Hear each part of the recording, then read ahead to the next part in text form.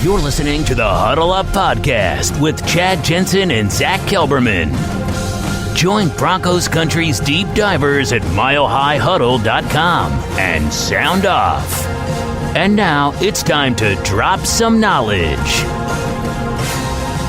Welcome in, everybody, to the Huddle Up Podcast, presented, as always, by Mile High Huddle, powered by Overtime Media. I'm your host, Chad Jensen, and filling in tonight for Zach Kelberman is one of my partners in crime at MHH, Nick Kendell. Been with me now, I want to say 3.5 years going on. We're in probably year 4 working together, I would say, something like that. But he was kind enough to fill in on short notice tonight. Nick, how you doing, brother? Hey, considering everything going on and the chaos of the universe, I am doing pretty well.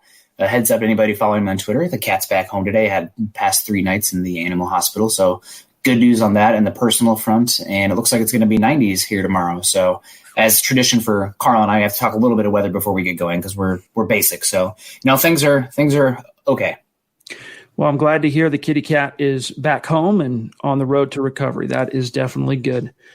Tonight, guys, what we want to talk about is an interesting article that Thomas Hall published at milehighhuddle.com that kind of predicts 5 Broncos vets that the analytics kind of suggest, based on the way Thomas interpreted them, that are could be poised for a big 2020 season. And Nick and I are going to get to that. But first, Nick, I wanted to get your thoughts. We'll get to the matters of business here in a minute. Welcome everybody in that's been hanging out in the room. I wanted to get your thoughts on the last 4 days. There's been a picture floating around, a couple of pictures actually, of Drew Lock being spotted in, let me pull up the article. I want to say it was, bear with me one second, a local park just outside of Denver. It was Lone Tree. That's right. They were in Lone Tree, and it was captured by a Twitter account. I won't use the name here on a live stream, but you guys can find the article at milehighhuddle.com and see this for yourself. But it was interesting because I'm looking at this practice session that he put together to throw, and you can tell it's organized. There's stuff happening here. I could make out clearly one Bronco, and that is Philip Lindsay. Were you able to clearly make out anyone else that you could tie directly to the orange and blue, aside from Drew Lock, of course? I thought I could see Cortland Sutton in it too, but don't quote me on that. The one who was obvious was Lindsay and Lock. So right. Once. But hey, man, he's doing what he can to get the band together and get things moving as far as building on the chemistry that he established late last season. We're hoping that players and coaches are going to be able to return to facilities across the NFL sometime in June. We don't have a date exactly yet. We know that the NFL has allowed teams to start coming back, and as long as certain safety protocols have been put in place, and the Broncos have done that with Brittany Boland kind of spearheading it. John Elway last week returned along with the scouting, the front office guys, and other team employees and whatnot. But we're hoping, Nick, that players and coaches across the league can return back to facilities and start doing some of this stuff on official terms instead of having to get the dudes together in a park and, hope they don't draw too much of a crowd and try and get some work done. Yeah, I mean, that's the goal. I know that Drew Lock worked with Peyton Manning, kind of cultivating a plan for the offseason, and that kind of went out the window with everything going on. So maybe he'll reach back out to Peyton Manning now that his golf game is done. It looked like it was good enough for me. Maybe he doesn't have to practice up after that game with Tiger Woods and Tom Brady. But obviously getting everybody back in the facility safely when they can and starting to get into work on the Shermer offense and getting the chemistry down with these new weapons, it's going to be really important. So, I mean, it's maybe fair or unfair to Drew Lock considering he only has 5 games started last year, new offense, new weapons. But this is a Drew Lock evaluation year. And so he needs every single advantage he can get because really, if he struggles, I mean, you could see the Broncos going towards a free agent quarterback. I mean, right or wrong, obviously there needs to be some nuance in that on how he plays. The team evaluation is going to be huge, but that's going to be big. Indeed. One of the more optimistic takeaways that I had from looking at those images and doing a quick write-up at milehighhuddle.com today is just that Philip Lindsay's there with him. I'm sure there are other receivers, other Broncos teammates there with him that we just couldn't quite make out from the distance of this shot that was made. Or taken, I should say. But it's really encouraging to see Philip Lindsay out there on the grass and ostensibly trying to brush up on his receiving chops because, he ended last season. This was still with Rich Scangarello as the offensive coordinator. He ended the 2019 campaign as he's clearing out his locker, talking to local media. What's your plan for the offseason? What's your focus? This and that. Talking about the priority for him to brush up and hone his receiving chops. 2 months later, 3 months later, whatever it ends up being, he sees the Denver Broncos hand Melvin Gordon $16 million, basically because of what he brings to the table. I know we all know he's a good running back, but the receiving skills, right, were talked about so much by the coaches, by Elway, in terms of why Gordon, and we know how important that is to Pat Shurmur. So Lindsey sees that, and he'd already had, the goal of getting out and beginning to work on his receiving skills. So it's good to see him out there. And of course, as well, 2 team leaders, Drew Lock and Phillip Lindsay, are going to be relied on as 2 younger guys on this roster that are going to be expected to lead in 2020. Yeah, absolutely. And I want to add on to your point about Melvin Gordon. It's not just the receiving chops, but it's the blocking chops as well. I mean, bless his heart, Phillip Lindsay, when he goes out there, he can be a dog and put his nose in there and really try to take on a unimpeded defender. But that size, I mean, sometimes he can just get steamrolled. And we saw that a few times last year. Gordon, he's a big boy. He can get in there. He can block the unimpeded rusher every time. He's a pretty solid pass blocker. And considering how much isolation blocking you're going to see on the edges from the tackles, having a running back there that you can trust, take on a blocker or help is super big for this offense to be able to run from the 11 personnel like Shurmur wants to. So it's huge. And obviously they're going to have touches for both of them. Ride the hot hand. I mean, if you recall a couple of years, I guess it was 2014, you saw C.J. Anderson come in at the end of the year. Fresh legs, looked like one of the best running backs in football. So if you have the ability to go with that fresh legs later on in the season, I mean, you see it every year in fantasy football. Some dude off the waiver wire comes in and for the playoffs of the fantasy football season, they carry that person to the championship. So that's kind of hopefully what you'll see this year in regards to what they can do with either running back, keep them a little bit more fresh and ride the hot hand and whoever is the healthiest. Man, that was quite a whirlwind. C.J. Anderson's not his rookie year, his second year as a former college free agent. That final 8 games, and I don't even think it was quite 8 games. I don't have the game log in front of me, but I know he went over 1,000 yards from scrimmage and double-digit touchdowns. Now, of course, he didn't, and he earned a Pro Bowl nod as a result for basically half of a season's worth of a contribution. And of course, also he was one of the few dogs in that highly disappointing divisional loss to the Colts that year. Yeah. Remember, I mean, he was fighting for tooth and nail. There was that 4th and 3 toss to the left that he got blown up in the backfield, but he broke the tackle, fought, and picked up the first down. He was one of the few guys in that game, for those of you listening who can think back, that was trying to really fight and win that game. And, of course, a couple of years later, the very next season, the Broncos win the Super Bowl, and a couple of years later, he finally gets his 1,000-yard rushing season, barely, just over 1,000 yards. So C.J. Anderson, hat tip to him. He has his own little place in Broncos history. But, gang, we want to get to the main crux of tonight's podcast and live stream. Thanks for joining us. Each and every one of you have been hanging out in the room.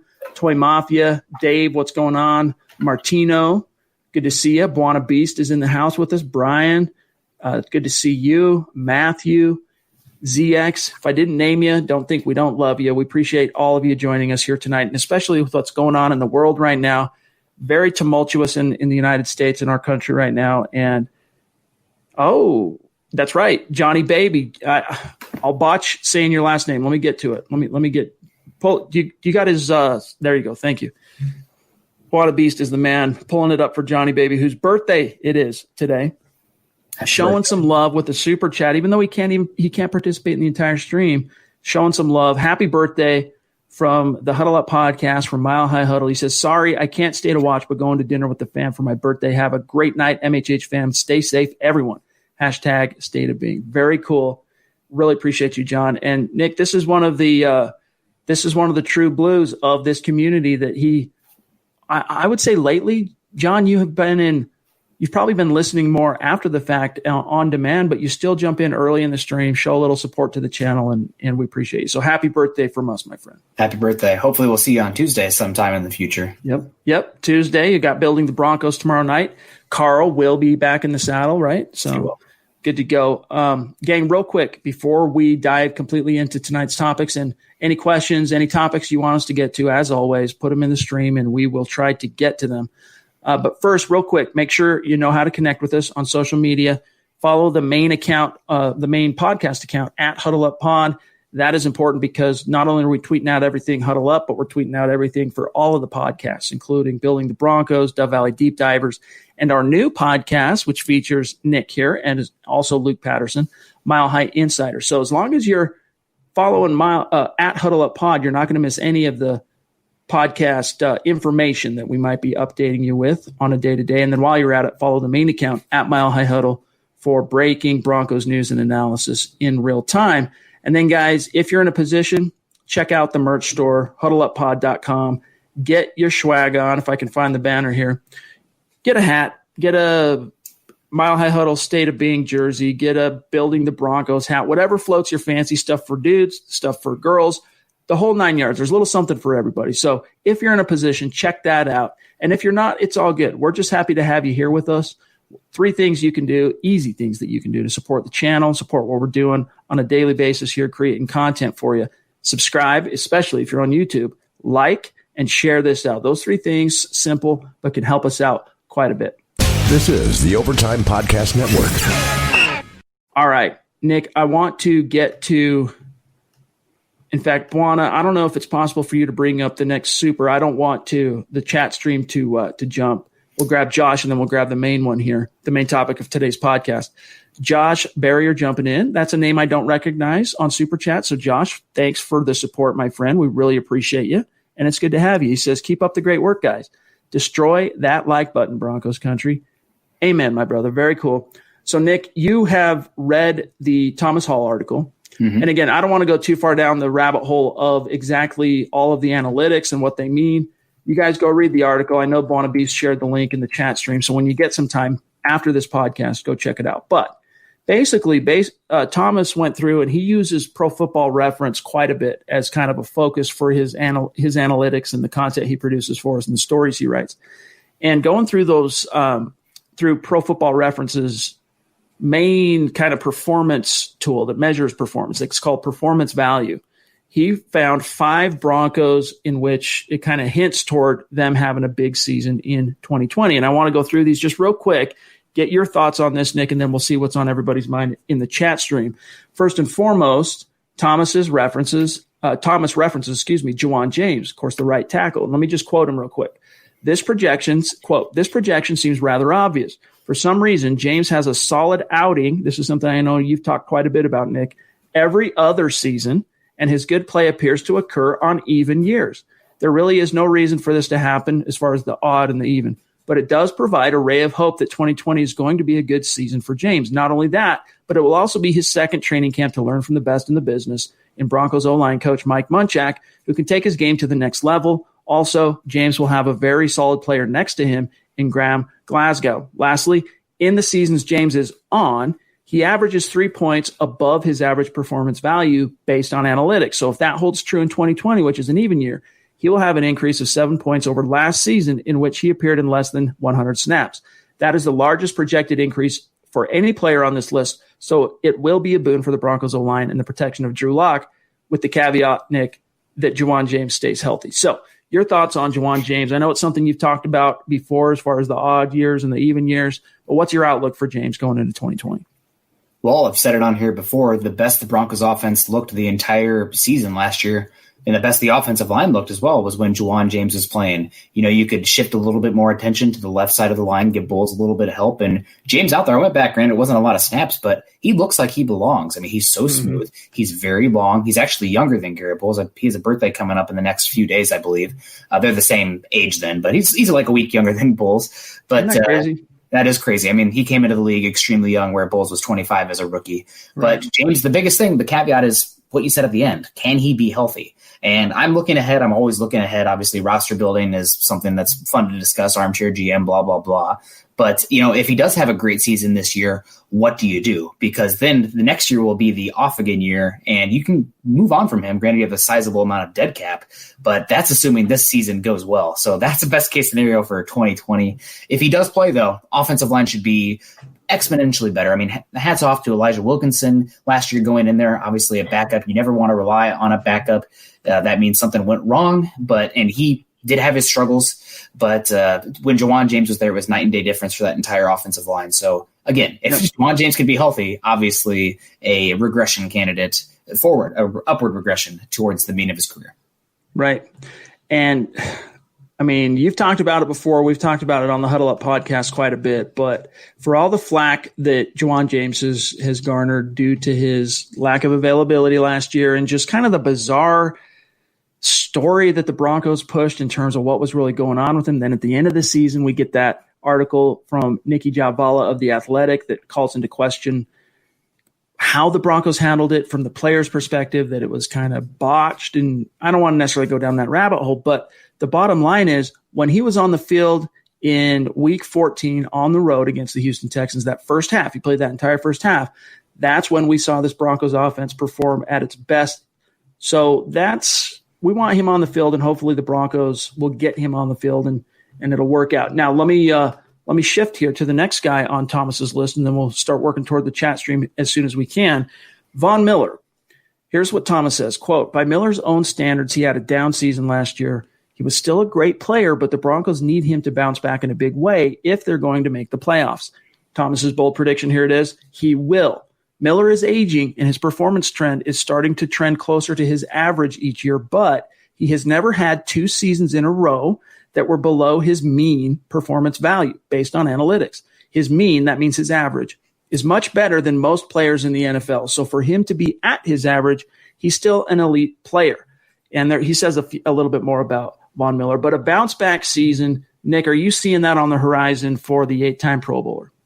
Well, I think one would assume that Von Miller said it himself. I think it was an interview with Pardon My Take, where he said he did not train as hard last offseason. Granted, these are human beings. Sometimes, if you've worked really hard, you might take a little bit of a off-season off or not work as hard. He is saying that he is working harder. Granted, that was before he came down with one of the first people, the NFL people, and that could have long-term effects for him. Who knows? We'll see. We'll see how it turns out. But it definitely makes sense that Von would be a year, again, positive regression towards the mean of his career, given that he's year 2 in this scheme, and you're going to have Bradley Chubb back. I think that's probably the biggest thing for him, and also Jarrell Casey. Now, I do want to say there's some trepidation because how connected coverage is to pass rush. Right. And with the Broncos secondary, specifically the cornerbacks and some linebacker issues in coverage, that means that maybe you're not going to see the statistical output as far as sacks go. But all the other advanced stats for Von Miller said he was pretty good last year. He just didn't get home, and sacks aren't typically very predictive year to year. I mean, it was DeMarcus Lawrence, I think, for the Cowboys last year. Really good edge rusher, couldn't get home. And that's just, he was still getting great pressure rate, just not finishing it off. So I think Von Miller, you'll definitely see him back in that 10 sack mark this season, if Bradley Chubb is healthy, all things considered. Oh, and the offense being better too helps significantly. Undoubtedly. But there was some there in terms of it being a down season. I mean, Von, as Thomas says in the article, was still a great player, and even his down years is still elite production. But it was the first time in terms of the advanced analytics, far be it from us to completely venerate Pro Football Focus. They have some great stats and some things that can be very helpful in evaluating what's happening on the field and deep diving. But their grading system can really be arbitrary at times, but still, as one of PFF's darlings since the analytics site began, Von Miller, for the first time, he was not a top 10 player at his position since before. I mean, even the year 2013 when he started off with a suspension and then tore his ACL after a few games. So I think there's a lot of reasons that contributed to, a lot of factors that contributed to Von's kind of down year, including gaining some weight, and not bad weight necessarily. I'm not saying he got chubby or anything, but just putting on weight, probably asked to do that by the coaches, and it just didn't produce the best season for Von. So here's to hoping that Thomas is right and he turns the corner. All right, in 2020.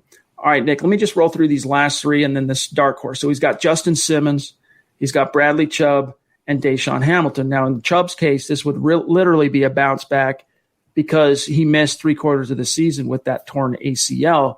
And then Justin Simmons, I want to just read this to you real quick. Quote, Simmons is not a candidate for a bounce back season, but he is on this list because his trend in performance value has increased rapidly over his 4 seasons. Simmons has increased at an average of 3 points each season, with last season being his biggest jump.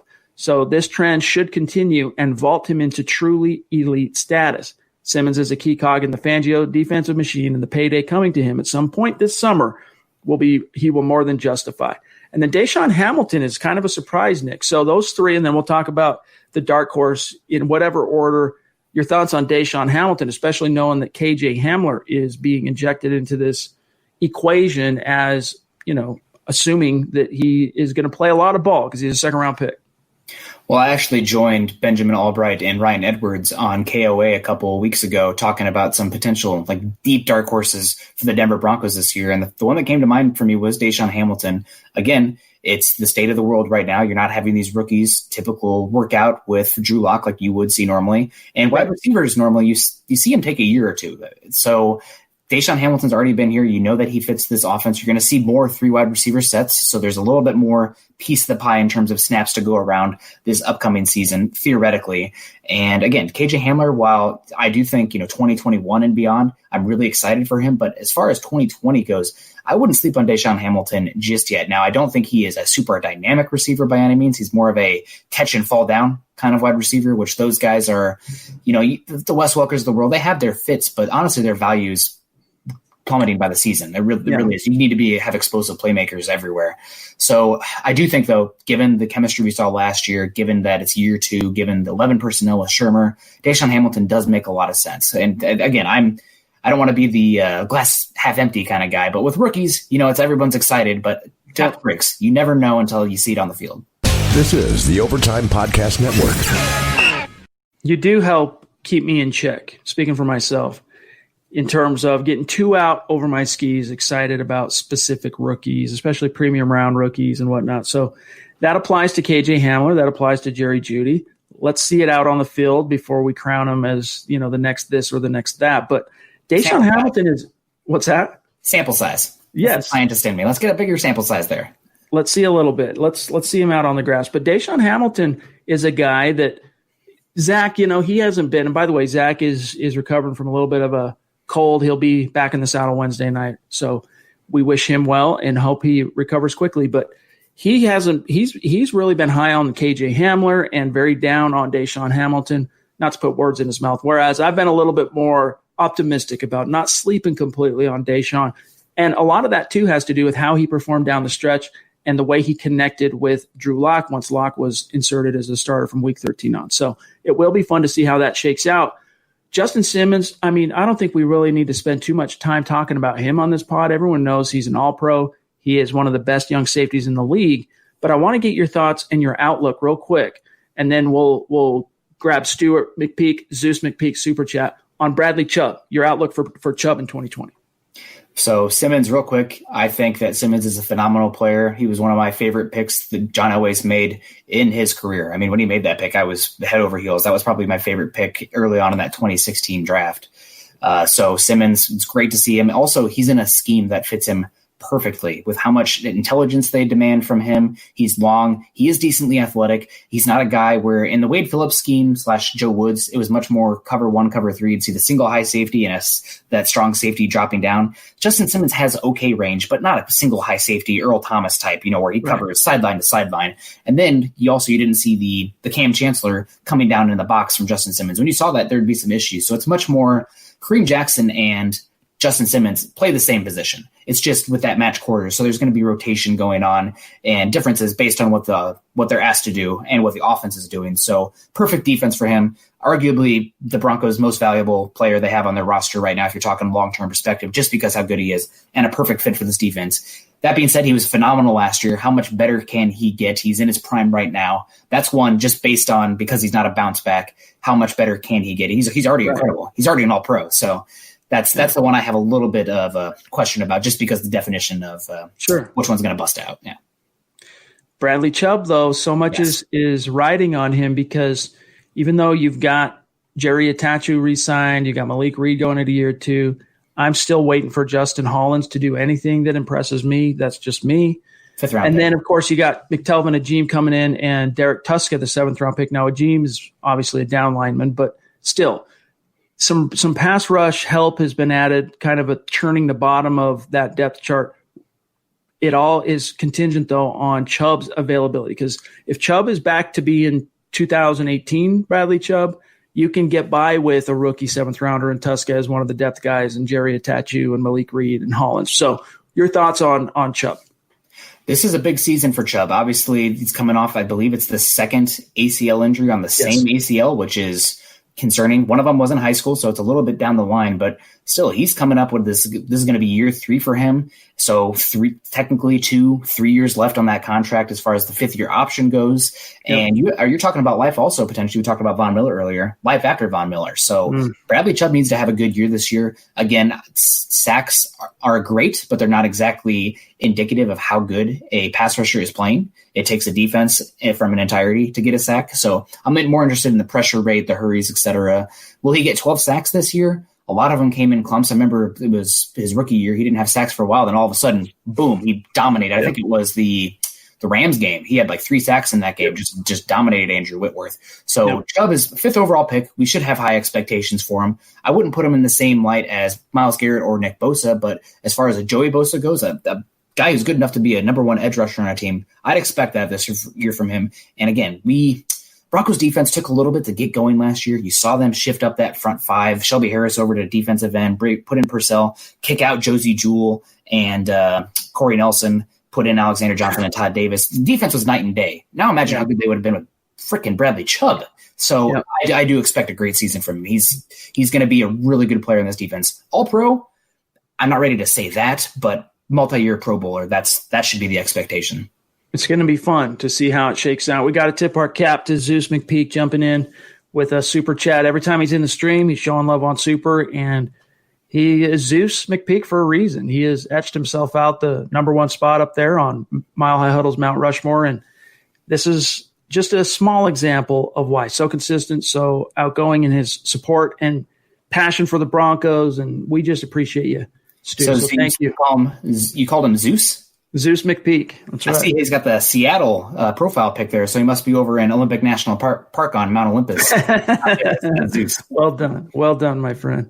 All right, let me see what else we've got here in the stream, and then I don't want to neglect the awesome listeners, because again, these are podcasts that we don't just talk at you; we talk with you. That we had a cool tweet. I can't remember from who it was. One of our great listeners that said, "One thing I really love about Mile High Huddle's podcast is that you talk with us. You don't talk at us. So people are involved in the conversation, and there's a reason and a rhyme for that. There's a method to our madness. It makes us enjoy these as much as I love turning on the old internet machine and talking to Nick on a daily basis. I love it. Talking football, talking to you guys has made our enjoyment of these podcasts all that much more. So Chris, speaking of super chat superstars, jumping in with a very generous super. We really appreciate you, Chris, my friend. Appreciate that. He says, cheers, my MHH fam. # click those little thumbs up.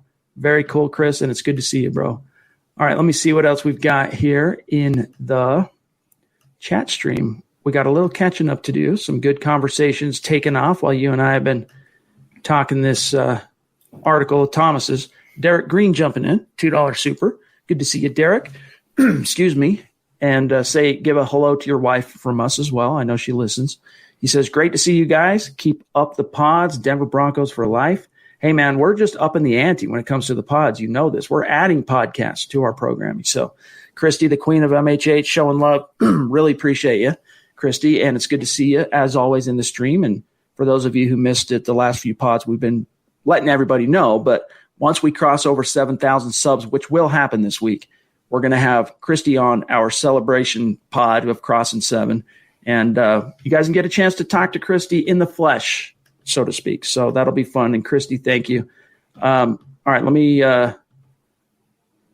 just did a jump on us, so bear with me one sec, you guys. And while you're looking, I did see some conversation here, just some draft talk, because that's kind of my MO. But Clemson's Justin Ross, really good wide receiver, would have been eligible for the draft this season. He actually had surgery today and is going to be out for the year. And apparently it is severe enough where there are questions about his ability to ever play football again. So that's really tragic. Obviously, Clemson's one of the powerhouses right now, and that would really impact Trevor Lawrence and Clemson's ability to get back to the national championship this year. So maybe the Broncos lucky to get back-to-back wide receivers early this year, but to Justin Ross, probably not in next year's draft cycle. So. You never want to see one of the college game's greatest players go down like that and have any kind of doubt or implications on their long-term career. So prayers up for him, and we hope he is able to recover well, because he is a phenomenal talent. Manny Wise jumping in with the $10 super. Appreciate that, Manny. And I know Manny listened in on Mile High Insiders on Saturday, had some kind words. So it's good to see you in the chat stream, my brother. Appreciate you. And while you're looking, also another injury being talked about right now, Henry Ruggs for the Raiders. Apparently he was helping his friend move, and he got pinned between a truck and a trailer, just missing a major artery, the femoral artery. Yep, exactly. And apparently it's not super – the Raiders aren't super worried about it. But, freak injury. So wide receiver injuries going on right now. Hopefully the Broncos, stay away from that bug, please. Undoubtedly. Let's grab Jason here on YouTube. He says – analytics aside, at what point does pride in your craft take over? As a player in the NFL, mediocrity can't be your goal. You have to want to perform at the level the team believes you can achieve. Fair point. I don't know exactly who you're speaking about in that. Maybe you're speaking to Juwan James. Maybe you're speaking to Deshaun, but it's a fair point, Nick. Yeah. I think the biggest thing, you see players sometimes that have great work ethics that don't really, have that athletic skill to get over that hump. Josie Jewell comes to mind. You can be slow, you can be small, but if you're slow and small, you're going to have some issues. And then you see guys who have talent, but, you got questions about the work ethic. How much do they want to be there? Sua Cravens immediately comes to mind. So there's obviously all walks of life in an NFL locker room, guys with a lot of talent that don't work hard. Some that don't have as much talent. Granted, they're all talented if they play in the NFL, but that work extremely hard and maximize it. So it just comes down to the individual. This is the Overtime Podcast Network. A very generous super chat from one of our bona fide superstars, Pobby, jumping in. And I don't know exactly where in your fair state. That's right. But a fellow Iowan, she says, prayers out to Broncos country. Stay safe. Get well soon. Zach. Love MHH family, go Broncos, and I'm sure Zach will appreciate when he hears this after the fact. He might be watching live now, I don't know, or he might be eating some chicken noodle soup and trying to get well. But Pobby, very generous and very symbolic as well, the number 44 for Floyd Little, who was recently diagnosed with cancer. And so thank you so much. But, man, Floyd Little, we talked a little bit about him on yesterday's podcast, just scratched the surface. But if not for Floyd Little, you wonder if the Denver Broncos would still be in Denver. He's literally called the franchise. So thinking about him was not, unfortunately, too young to remember the Floyd Little era. But obviously, one of the guys, if you put up anybody in a Broncos Mount Rushmore, Floyd Little's got to be in the discussion. Yeah. Really I'm 40 and I wasn't alive when he was playing, but still, I know my Broncos history and I know how crucial he was and is to this franchise. So prayers up for him. And Pobby, thank you again for your support, my friend. That means a lot to both of us, to all of us. All right, let me see what else we've got here.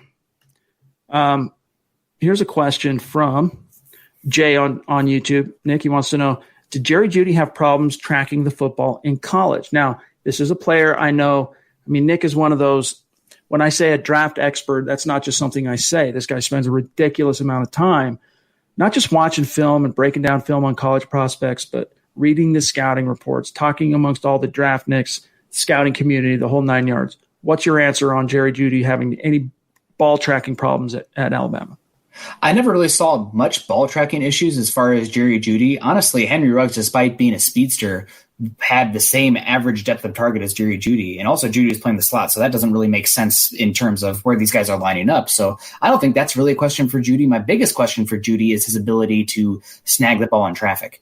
Because he's such a good route runner. Granted, maybe that's not going to be an issue for him because he gets so much separation.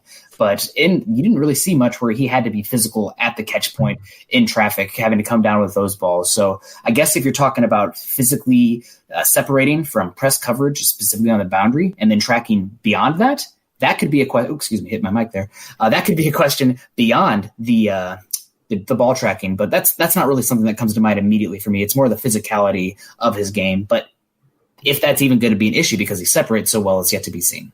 Yep, indeed. Let's grab Duke, who was giving Nick a cheers here. Really appreciate the super. Duke, very generous of you. # Nick's Beer Fund. That may or may not be a beer in Nick's mug there. Can't confirm 100%. I'll let you guys use your. This is water. This giant one is water. I can confirm that one. All right. While we let the chat stream settle, I know there's a few other supers in there. We'll get to you, Mike. I promise. Just give us a second here. I want to touch on the last guy here.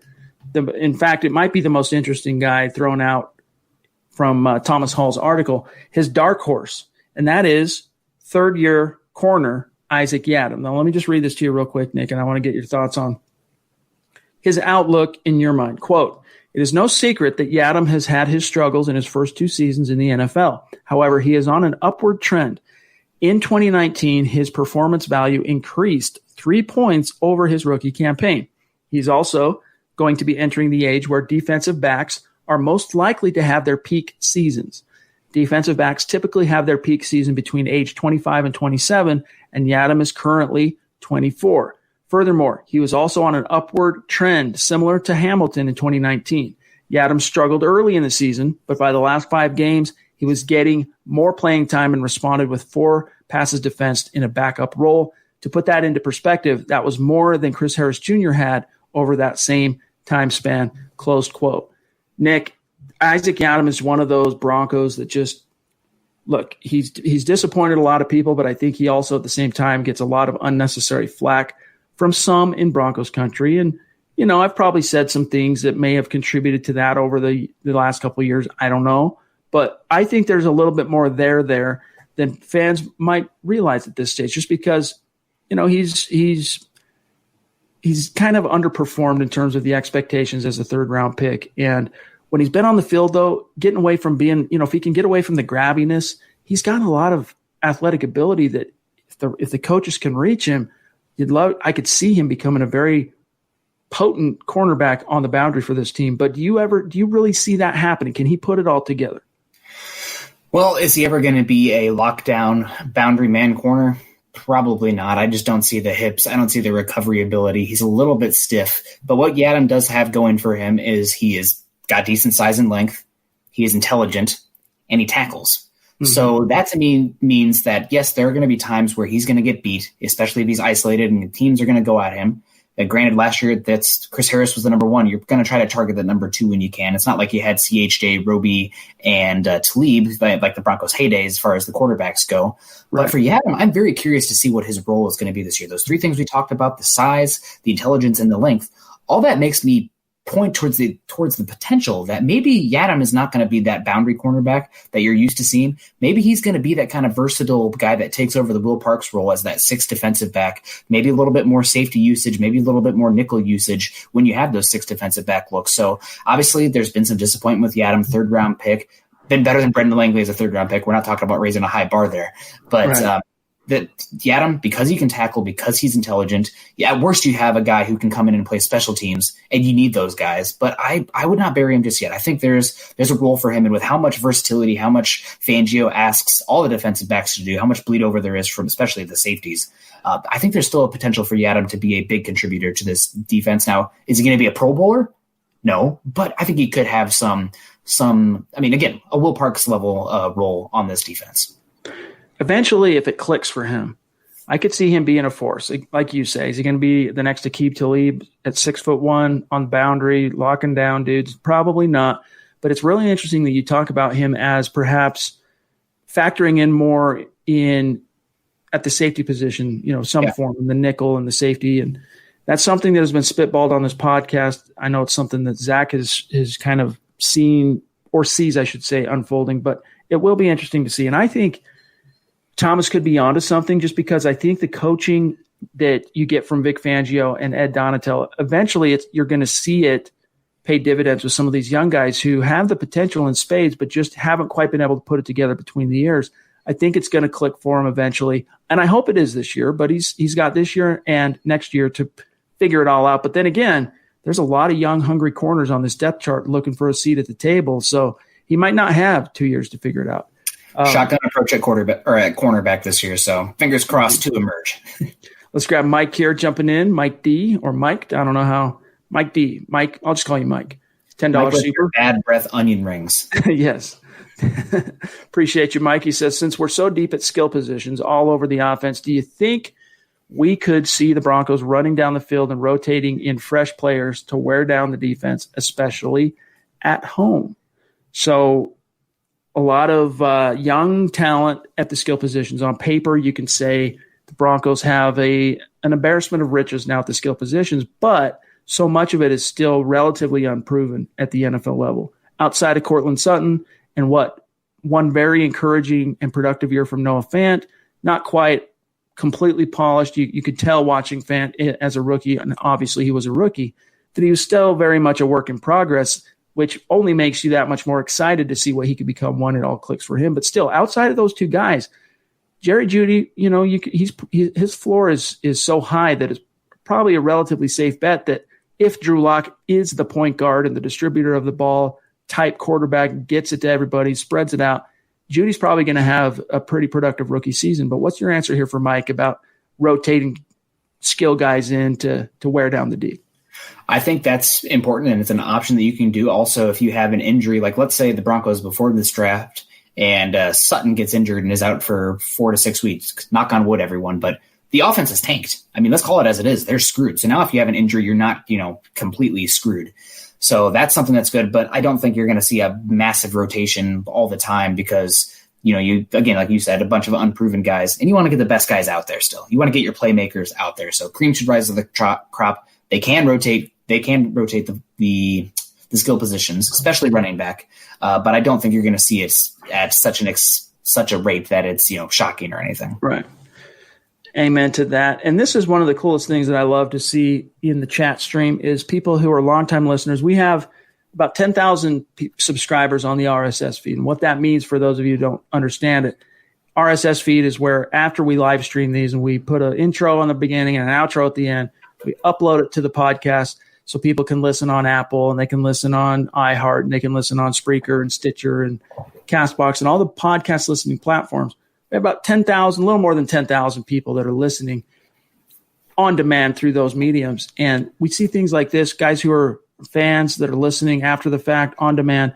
They want to get in on the live aspect of it, the conversation. And when they do so, it's with gusto. They jump in, super chat, Broncos for life. Scotty, I hope I pronounced it correctly, with a $7 super like this. He says, love the MHH crew. First time live. I like to listen to your content for work the next day. So he saves it. He saves it for the next day. And I'll just say, Scotty, it's good to have you in the stream and participating in the live chat. If you got any questions or any Broncos topics, throw them in there, dude. That's what these live streams are all about. Yep. And also very cute golden retriever puppy in your profile pic. Indeed. So, all about that. Poppy jumping back in to show some love for Johnny Baby, whose birthday it is today. He'll be listening to this after the fact because he popped out, but he'll be listening after it on demand. She says, happy birthday, Jonathan. We are blessed to have you in the MHH family. Well said, Poppy, and Nick and I both agree wholeheartedly. And Jeff, it's good to see you as well, my friend. Appreciate you popping in. Awesome. All right, let me see here. Where are we at? We're at 42 minutes. We got some time. Duke jumping back in to showing some love on Super. He says, is Boss Fangio's defense really cracked up to be what it is? I can't wrap my head around what Vic does defense-wise. So, Nick, if you were to – this would be fun. This is a fun topic. Without going too far down the rabbit hole, if you were to sum up, put it this way. I think most Broncos fans are pretty well educated and knowledgeable on what Wade Phillips' defense was. How would you categorize the difference between Wade and Fangio's scheme on all levels, from pass rush to run fits to back-end coverage, et cetera? I would say that it's much more coverage-based than pass rush-based. You're going to see a much more versatility and demands from the entire back seven. So you need to have some coverage ability from not just the cornerbacks, which was much more reliant for the Wade Phillips defense, but safeties especially. They have to wear so many hats, and the linebackers. And rather than sending a lot of blitzers, Vic Fangio is kind of a little bit more of a methodical in regards to the pass rush. Granted, Alexander Johnson, not leaving him in space last year is probably a good decision. If he's on the field in a pass down, sending him in a blitz is probably more effective than putting him in on an island against a tight end or a running back, so to speak. So he does a good job of putting guys in the best spot, but really it's just that he did put so much on the quarterback's plate as far as what they have to read. There's a lot of match quarters going on. So the opposite sides of the field, it's complicated. There's a whole book on it actually that I have ordered here. But what's the name of the book? It's a match quarters defense. Okay. It's it's very, very complicated. And gosh, there are people better than me that could go into long about this than I am. I'm more of a talent evaluator but again, it puts the most on the quarterback. And Kyle Shanahan, I think it was, said that the Vic Fangio defense is the hardest he goes against. And also Vic Fangio puts so much on the the defense from a mental side of football. Now, Right. Wade Phillips, that's something that he let those guys go out there and play, not much thinking, just go attack, here's your role. Vic Fangio is much more, he'll switch up the defense one week to another based on the opponent, much more of Bill Belichick style. So guys have to play their role. And one of the best things, it's so simple. These complicated defense, but one of my favorite things in the Vic Fangio defense that we saw last year, the Broncos gave up yards in chunks. But once it got into the red zone, things really compressed. So if you're not giving up chunk yardage plays, if you're making them march it down the field and then they run out of steam in the red zone and get a 3, that's a win. That's a win in today's NFL. So that's something that, that's a big reason he keeps hyping Michael Ojemudia, Broncos 3rd round pick. He got some work to do, but he does not get beat over the top. He just doesn't. So that's something that I really like about this defense, not giving up the big play and making them earn every single point they get by really just getting, I guess, lethal in the red zone. Two things that jump out to me, and it's a good reminder for fans, is you often saw Vic Fangio talk about this after the fact, like when he'd be up at the podium, the Broncos would get home on a blitz or something, or maybe they'd have a productive game in the blitz department, and he'd say, hey, you guys didn't think I liked the blitz, right? Or that I had that in me. He doesn't traditionally like to blitz. He likes to get home with the down lineman and the edge guys, 4 rushers, because, as Nick said, it's more of a coverage focus. He likes to put his numbers or his strength in coverage and hope that guys can win. One guy can slip through, a lot of stunts, a lot of twists and whatnot. The other thing that jumps out, Nick, to what you said is because it puts so much of a mental demand on players, it does take a little bit more time for everything to click overall. So if you look at his last 2 stops, Fangio from San Fran, in San Fran, he was able to hit the ground running quite a bit quicker because so many of the personnel pieces were already in place. But let's just say in Chicago, for example, when he arrived with John Fox in 2015, the cupboards were personnel-wise pretty dadgum bare, and no pun intended there. He had to bide his time, do his thing, bide his time, put the pieces in place.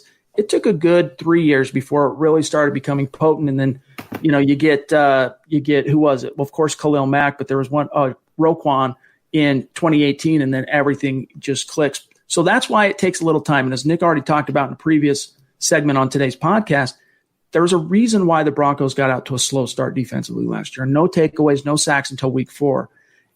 A lot of that has to do with how demanding that scheme is.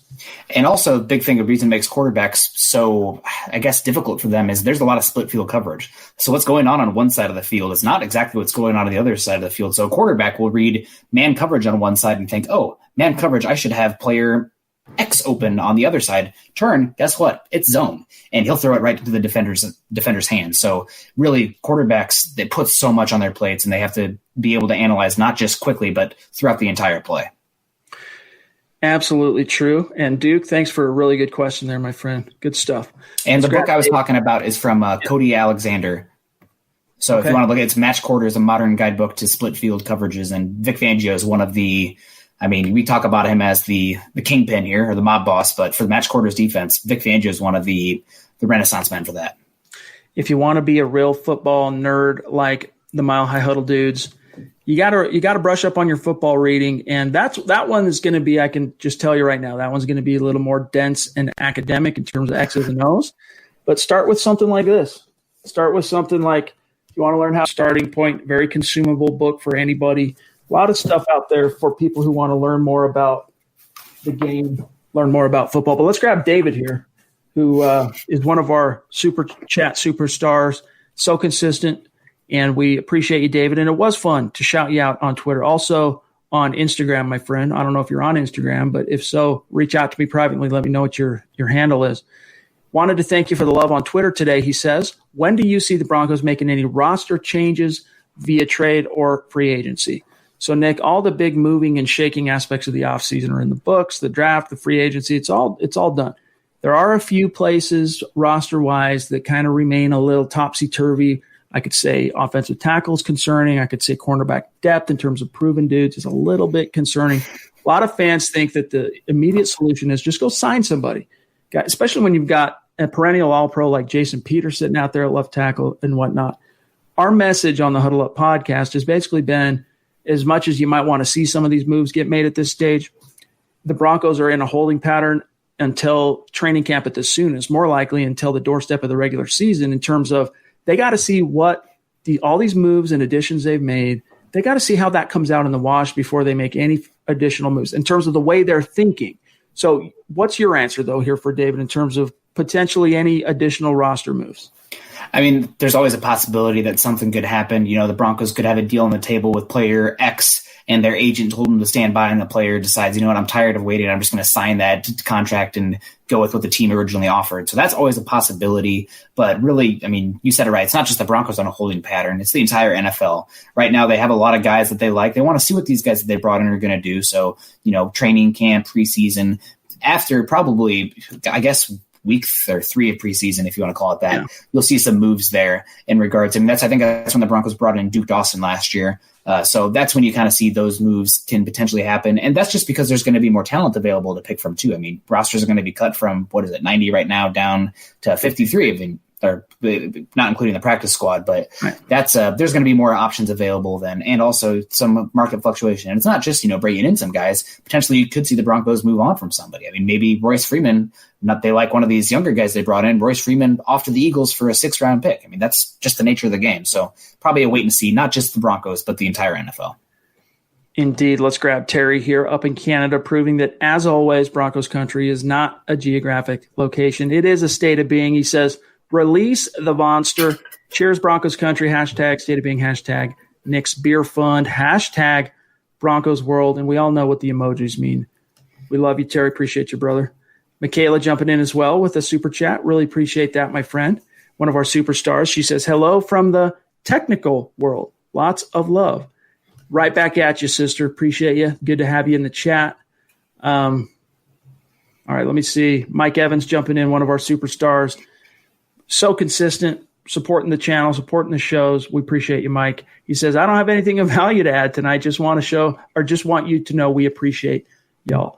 Very meaningful to us. And, you get into the dog days, Nick, of the off season, like where we're at, even if you didn't have all these tumultuous things going on, like the word that shall go unnamed and then what's going on right now, you get into early June. This is really, or we're approaching here.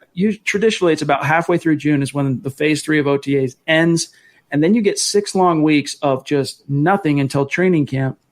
But we're kind of dealing with that all through May and now into June, where it's not so much that we have to get creative in terms of coming up with things to talk about on the podcast, but there's not a lot of immediate news happening, breaking, that we can break down on a day-to-day basis. So we do have to kind of pick and choose what our topics are going to be. But if you're really a passionate fan of the game and you're really a passionate fan of football, Nick, there's always something to talk about. I mean, just follow me on Twitter and I will find something to talk about. I mean, or go to the Mile High Huddle community page. We're posting stuff on there every single day. I mean, there's a couple of videos today. I think I posted also some interesting information just last week on EPA added in the run game and just how little value the run game is actually bringing today from an analytics perspective. So there's interesting stuff to talk about. Always. Undoubtedly. There was a question here that was a good one that I just almost skipped from Oscar real quick here. We're at 52 minutes. We got a little bit of time. He says, if a left tackle is needed next year, would you rather sign one of the available vets or spend a high draft pick? Nick, what would be your answer coming out of assuming this actually is an issue for the team next spring? That probably means Garrett Bowles did not take that step. So what would your answer be? Honestly, it probably needs to be both. You probably need a little bit of both. Now, it depends on how much you're paying. If you're paying a big, huge contract to a tackle, you can probably get away with drafting a tackle in the 2nd or 3rd round. If you're taking kind of a mid-tier tackle, maybe go in the 1st round. But if you're talking about the Broncos next year, hopefully picking pick 15 to 25, that offensive tackle might not be ready right away. So it's probably a little bit of both is where the truth lies. Let's grab Derek jumping back in. Very generous. We appreciate you, my friend. He says, my wife says it's sweet that you asked about her. So you're her favorite now over Zach. LOL. Hashtag happy wife, happy life. Well, Zach, I know you're listening to this at some point. Eat your heart out, my friend. I have won over Derek's wife. It is what it is. All right. Okay, let me see. And that's very kind. Tell her we appreciate her. Edward wants to know, hey, saw Jason Peters predicted to go to the Broncos. Indeed, Edward. That was kind of old news, and I don't say that to belittle your point. That was something that was connected. I'm trying to think, Nick, who was it that connected that dot? NFL.com. Might have been Peter King. Might have been SI, actually. I think it was Albert Breer now that I think it was Albert Breer. Yeah, if he was talking about the Chargers and the Broncos being the best landing spots for Jason Peters. It does sound like Peters is going to go back to the Eagles, though. That's been the rumor. Granted, again, he's another guy with that holding pattern right now. We're wait and see. So there's a little bit of discontent in regards to the Eagles and their first-round pick from 2019 and Andre Dillard. It's kind of the not the Garrett Bowles issue, but the Paxton Lynch kind of toughness questions. So we'll see. Worth monitoring just as far as an NFL perspective. Also, one of the reasons he's getting connected is not just because of the 10,000-foot evident, obvious question marks at tackle for the Broncos, but also Jason Peters goes back a little bit with Pat Shurmur. So something to keep an eye on. We'll see. But I think he ultimately ends up back in Philly. That'd be my prediction. Miller, 707 champ, jumping in. If Vaughn has a monster year, how much would his new contract be? And how long is he resigned? So if I'm not mistaken, I don't have it in front of me, Nick. I'm pretty sure Vaughn is signed through 2021. I'm looking it up right now. So okay, so while you're looking that up, let me just do a little exposition. So Von Miller, he's making what used to be franchise quarterback money. When I say what used to be, when Peyton Manning was still rocking the NFL, the 20 million is kind of the starting point for franchise caliber. That has now ballooned well into the 30s, right? So Vaughn's not technically making franchise QB money anymore, but he's still in the, as far as his cap number, low 20s. If he does have a monster year, let's say he comes out, even a 2018 caliber Vaughn year, where he's got 14 and a half sacks, he's wrecking shop, he's back to being the kind of guy where he's affecting the game in key moments. That was my biggest complaint about Vaughn last year, Nick, for what it's worth. Just a quick aside is, as you say, so much more goes into how a pass rusher affects the game than just does he get home and get the sack. But my biggest thing with Vaughn is the way he built his career wasn't just with sacks, but making big plays in key moments of the game. And he really struggled to do that last year. So if he has a flipping the script back to the old Vaughn, the Vaughn we're all accustomed to in 2020, what would your answer here be for Champ? Well, right now, Vaughn's base salary for the next 2 seasons is 17.5, but the cap hit comes about because of the bonus being prorated 25.625 this year. That's million, obviously, and 22.225 in 2021. His contract does end after that. Big hits, I think probably if Vaughn does have a great year next year, he's going to be, gosh, what's his age? He's 31, so he'll be 33 after this contract ends. Yep. I think, honestly, if I am Elway or whoever's making these decisions, Matt Russell, if Vaughn has a good year this year, I'm approaching him this offseason, seeing if I can kick some of that contract off and making it somewhat of an extension, adding a couple more years to Von Miller. But, I mean, we'll see what he wants to make. And the Broncos have not been great these past few years. Obviously, Vaughn, after that Chiefs game, he was pretty disheartened. So it'll be interesting. You definitely need to prepare for life after Von Miller. I mean, if Tom Brady can go from New England Patriots to Tampa Bay, then Von Miller could go from the Broncos to the Cowboys. I mean, I know you hate to hear that, but that's the potential in the business of the NFL. So do want to, I guess, start to appreciate that could happen. But I think the way to go, maybe you're seeing him get it paid more of the $16 to $18 million a year when we're talking about him being 33 through 35 years old. And hopefully they can do that. If he has a good year this year, I'd approach him this next offseason with a contract restructure that actually becomes an extension. I don't disagree at all. Something's going to have to be done. And I think Vaughn, the older he gets, he's going to start slowing down. Father Time is undefeated. You hope that it doesn't end in the same or trend in the same way that DeMarcus Ware's time with his original team in Dallas ended, in which he just became, based on his inability to stay healthy and his relative impact compared to where they were sitting against the cap and his salary, they ended up moving on from him. I think the Broncos, though, they're, for whatever reason, and most of the time it's good, but sometimes it's bad, they're a lot more cognizant of, franchise implications, organizational implications. Vaughn, I don't think Elway wants to see Von Miller ever suit up in another jersey. So we'll see. But a lot of that is contingent on multiple factors, including Vaughn's play and his willingness to start making some amends or some not amends, that's the wrong word, some, being flexible, because Drew Lock, if he ends up being the truth, they're going to have to pay him. And then once that happens, Vaughn's going to, if he wants this team to be healthy and win and do its thing, he's going to have to come to the table. Some questions. And also Bradley Chubb contract. That's over the horizon as well. So a lot of guys, if this young core ends up being the core that we think it's going to be, a lot of young guys are going to have to get paid. So Vaughn is going to have to kind of shepherd that new era into existence by being flexible with the front office. Hopefully, let's hope that's the way it shakes out. And luckily, we're talking a few years down the line. It's indeed. not right now. Subscribers, guys, we're literally one away. Right now, we're sitting at 6,999.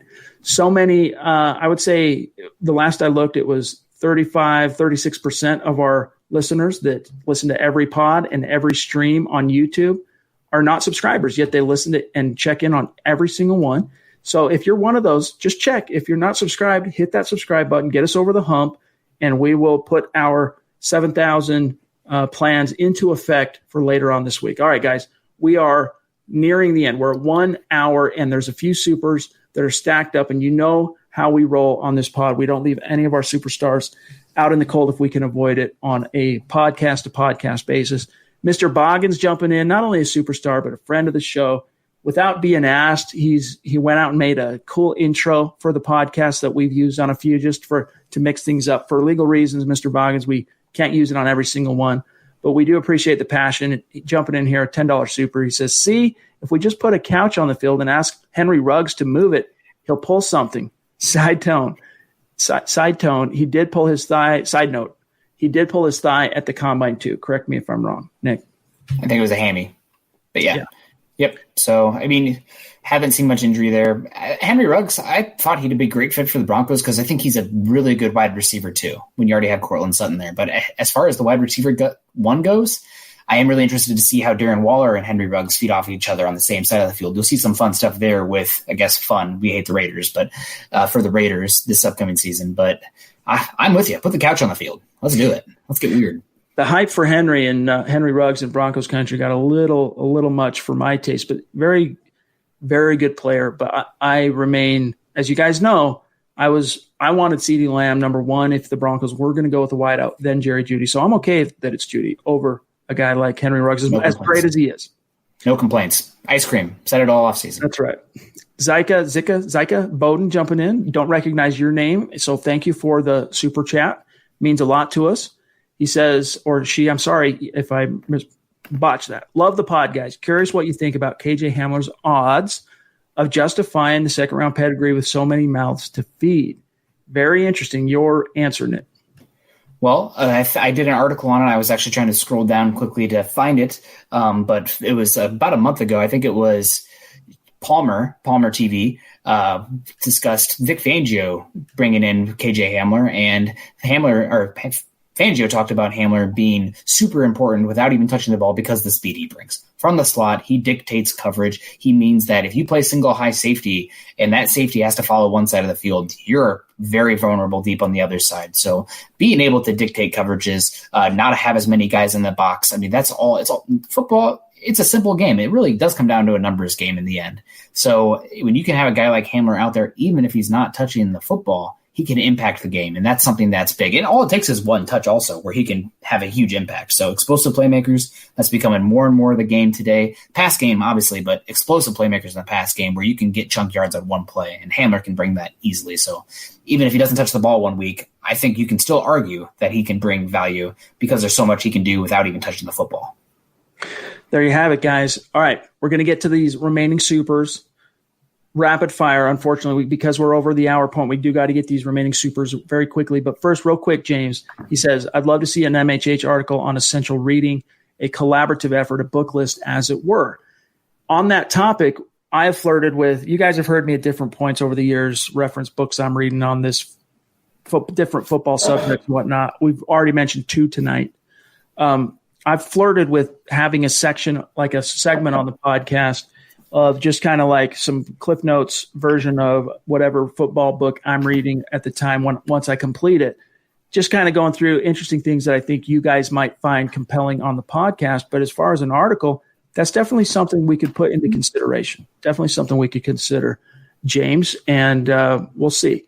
Real quick here, Nad Ludlow jumping in, showing love on Super Chat. We appreciate you, Nad. So consistent, and it means a lot to us, my friend. Let's grab Christy. You know you don't have to do that. You really don't. So blows our mind, just the generosity and the support. Thank you so much, my friend. Let's see. In fact, while we got Christy on the screen, let's see if it updates. Let's see if we're over the 7K. We're at 703. We've officially crossed 7,000 subscribers. So you guys are going to be seeing Christy on screen in the flesh here. I'll be reaching out, Christy. We'll get it planned either for Wednesday night show or Thursday night show. I don't know what you got going on later this week, but if that doesn't end up jiving with what you've got on deck, we'll figure it out for maybe Sunday night's Huddle Up podcast. But Christy, thank you so much for the super. You know you don't have to do it, but we appreciate you, my friend. And it's going to be fun talking to you in person here very, very soon. All right, Nick, we got a mosey on here. Eddie jumping in. Appreciate that. Super. He says, love you guys. Sorry, I've been MIA. Was out of town. Hashtag love. We love you too, Eddie. Appreciate you jumping in real quick on the back end of the pod. Means a lot. Let's see. James, there he is, man. From across the pond. So helpful, as you guys know. Huge member of the community on not just YouTube and in the chats here on the podcast, but on Facebook as well. And he helps out in our MHH Superfan group that is connected to Mile High Huddle's Facebook page. So, James, we appreciate you, bro. We love you. Across the pond, showing some love with those British pounds. He says, congratulations, 7K, baby. Hashtag celebrate. Hashtag football priest. Hashtag welcome home queso. Hashtag Nick's beer fun. Hashtag state of being in Broncos world. Getting them all in there, bro. We appreciate you. That means a lot to us, James. It really does. You know it. So, guys, thank you.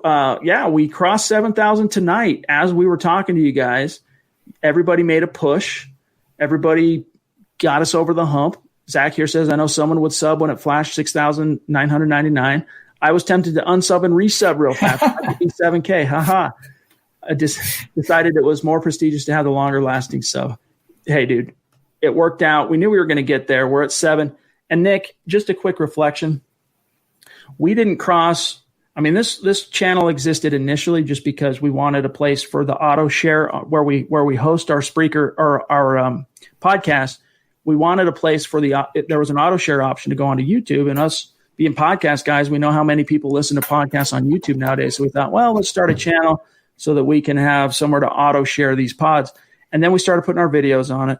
And then in January of 2019, we really upped the ante. We sat at about 2,000 subscribers and then decided to really push the envelope, and we started doing the live pods, uploading way more video content on top of this. And it's just grown exponentially. And before we know it will be at 10,000. We might even be at 10,000 before the season starts. It's moving really, really fast. So it's just cool to see how this thing has grown, my brother. Yeah, let's go for it. Why not? 10,000 subs, sky's the limit. Really appreciate you guys again. I've expounded upon here multiple times, but thank you, and thank you all the listeners for giving me a platform to come talk football. I mean, gosh, it's a dream. It really is. So I appreciate you guys giving any hoots about what I have to say about the Broncos and the football in general. It's really surreal. It never gets old. It really is. Yep, we pinch ourselves. It's cool. We love you guys. We're waxing long here. We're waxing a little bit sentimental, but I think there's seven has a special number for Broncos country. So big thanks to each and every one of you who helped get us over the hump and who support the show and are here for every single live stream every night, 6 p.m. Mountain, 8 p.m. Eastern. You're there. So we thank you guys, but we got to get out of here for tonight. A couple of quick reminders here. Make sure you're following the main podcast account at Huddle Up Pod, and you can see where to find Nick here on Twitter. You want to follow Nick on Twitter. He's always sharing interesting football nuggets, not just Broncos, but draft, NFL, just stuff that's going to make you think while also keeping you entertained. Great follow on Twitter at Nick Kendell, MHH. Don't forget, it's Kendall with an E, D-E-L-L, not A. A lot of people miss that. Yeah. Yep. Dells, like the Wisconsin Dells. That's right. Myself at Chad and Jensen. And then I'm off tomorrow. Zach's off tomorrow. We'll be back Wednesday night, but don't forget to join Nick and Carl tomorrow night, Building the Broncos, the usual time, every day of the week. One podcast for every day in the week from the 6 to the 7 o'clock hour local. You're going to have a pod, and tomorrow night it's Nick and Carl. Yeah, don't worry. Tomorrow I'll have my Building the Broncos hat on. I just figured I didn't want to cramp your style too much today, so I wore my National Parks hat instead, just because I'm a National Parks nerd. But appreciate you guys having me on, and we'll see you tomorrow night. Yeah, thanks for joining on short notice, and Zach is appreciative as well. So thanks to each and every one of you for spending time with us tonight. A mile high salute to our Super Chat superstars. Thank you very much. We'll see you. I'll see you Wednesday night, but don't forget to join Nick tomorrow night. For Nick Kendell, I'm Chad Jensen. We'll talk to you then. You've been listening to the Huddle Up Podcast. Join Broncos Country's deep divers at milehighhuddle.com to keep the conversation going.